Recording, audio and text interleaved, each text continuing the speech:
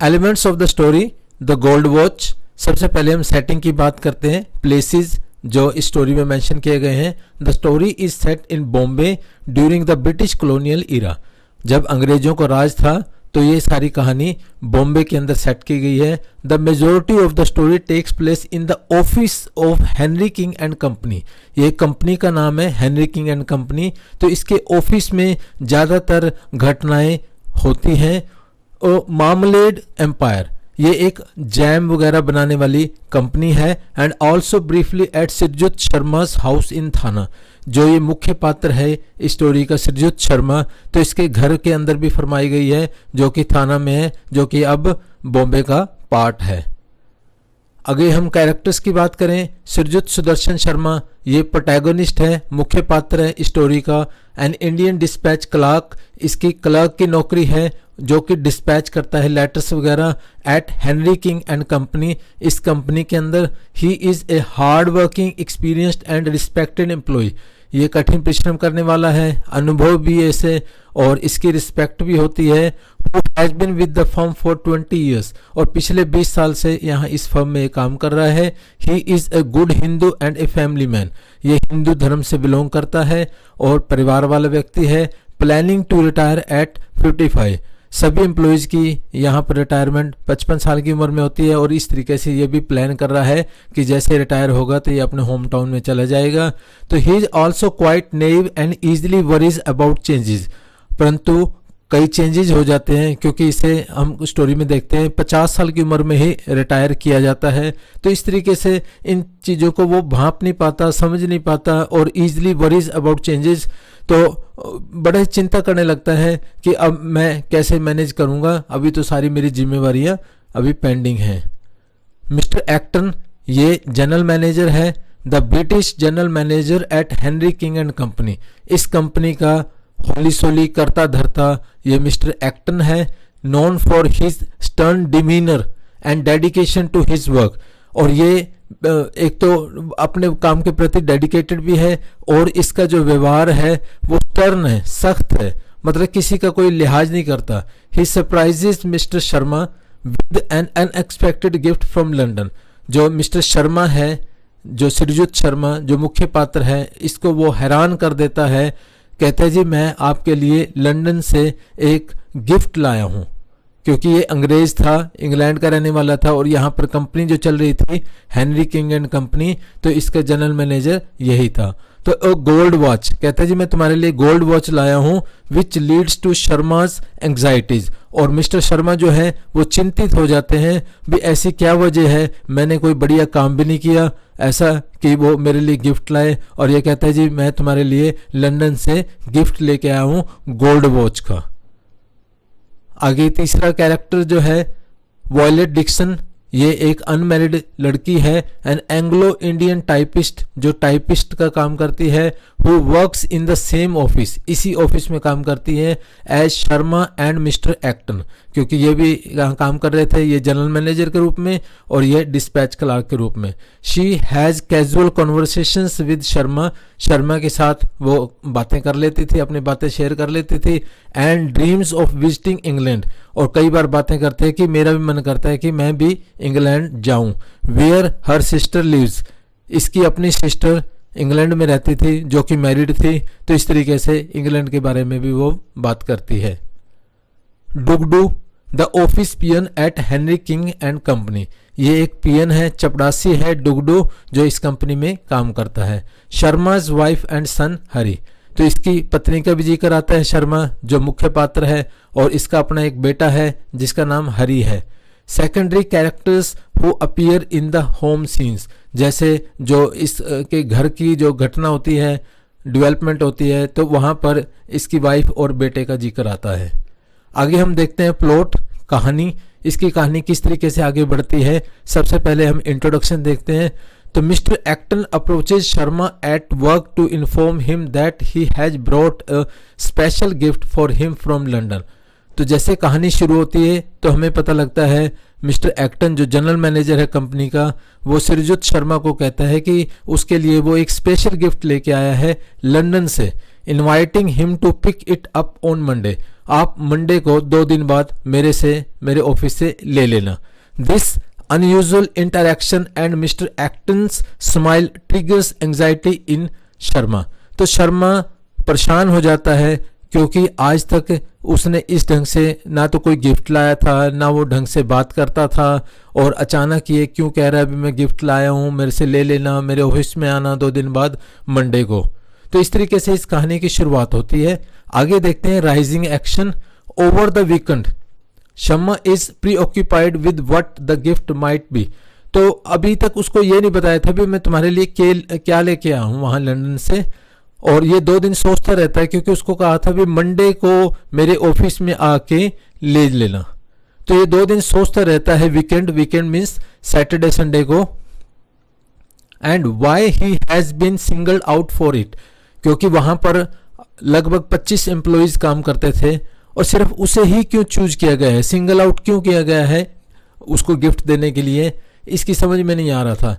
His anxiety escalates when Mr. Acton reveals that the gift is a gold watch। तो जैसे ही इसको पता लगता है, क्योंकि क्यूरियोसिटी थी इसके अंदर जानने की भी क्या लेके आए हैं मिस्टर एक्टन, तो पता लगता है भी वो गोल्ड वॉच लेके आए हैं। Leading him to believe that this is a signal of his impending forced retirement. तो इसे आभास हो जाता है भी गोल्ड वॉच मुझे गिफ्ट में दे रहे हैं, तो कहीं ना कहीं हो ना हो ये मुझे रिटायर करने की प्लानिंग कर रहे हैं। हालांकि उसकी रिटायरमेंट 55 साल की उम्र में होनी थी, अब वो 50 साल का था, तो 5 साल पहले ही उसको रिटायर किया जा रहा है, ऐसा उसे एप्रीहेंशन होने लगता है। क्लाइमैक्स जब इसका शीर्ष पे अगर इस समस्या की बात करें तो जब पहुंचती है Sharma overwhelmed bye anxiety and worry, ये बहुत ज़्यादा परेशान होता है वीकेंड पे सैटरडे संडे को।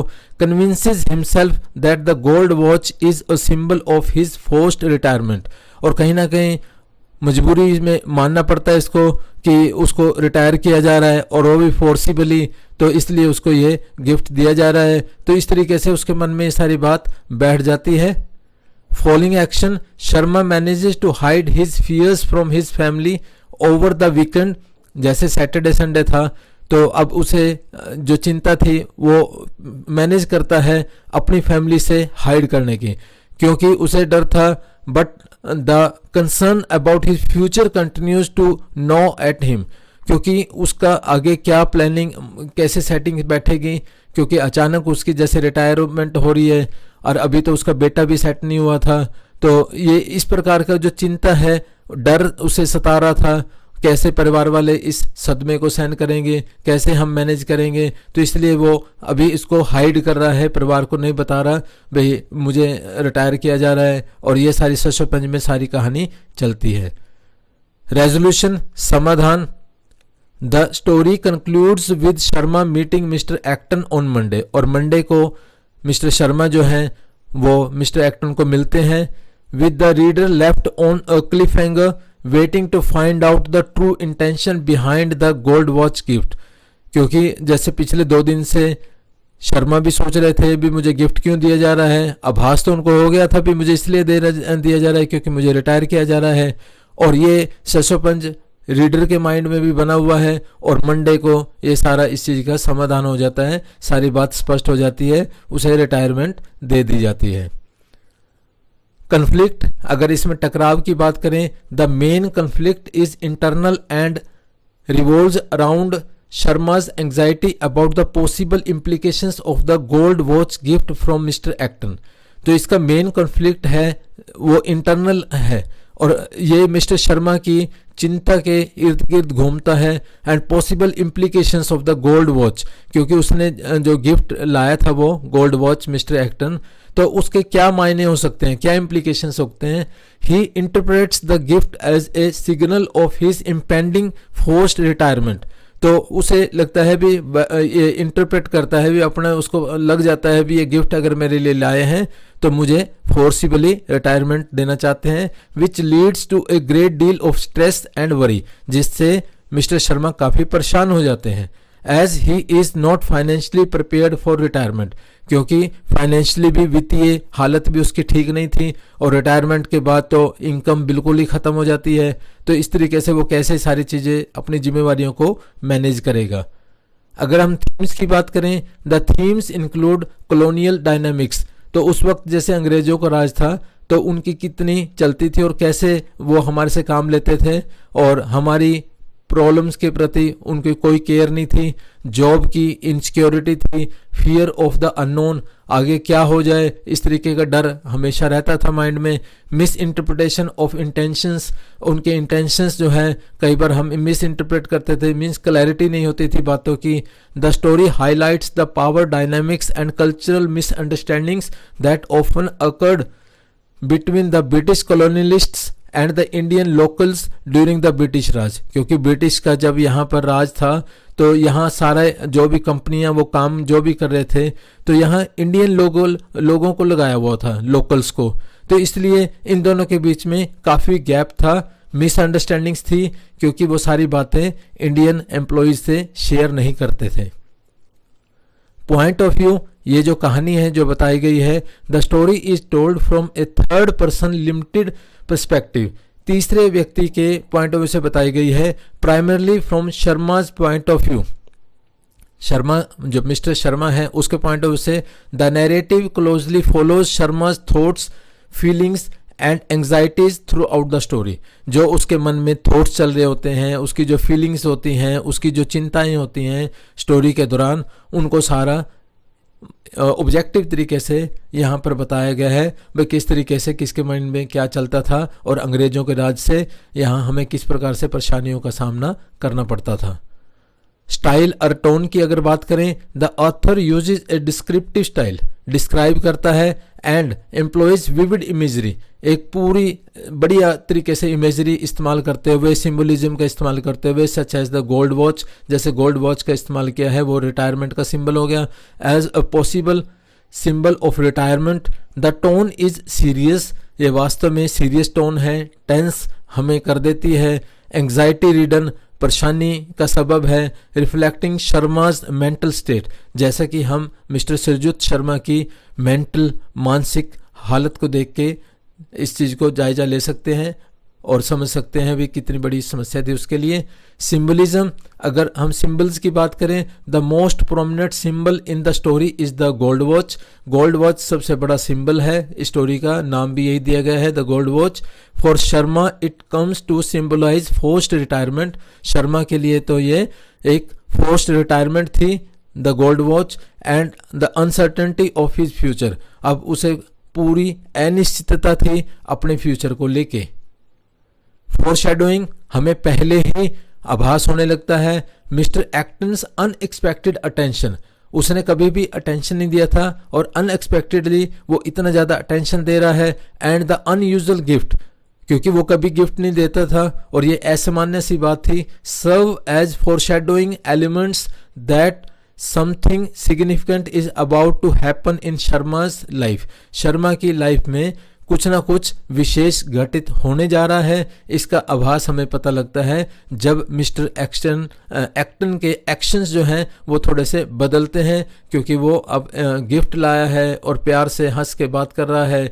Sharma interprets these as signs of an impending forced retirement, और शर्मा को आभास हो जाता है क्योंकि पिछले 20 साल से काम कर रहा है और उनके हिसाब किताब को देख के उसे लगता है भी कहीं ना कहीं ये मेरी रिटायरमेंट की प्लानिंग की जा रही है। Thank you, please like and subscribe our channel.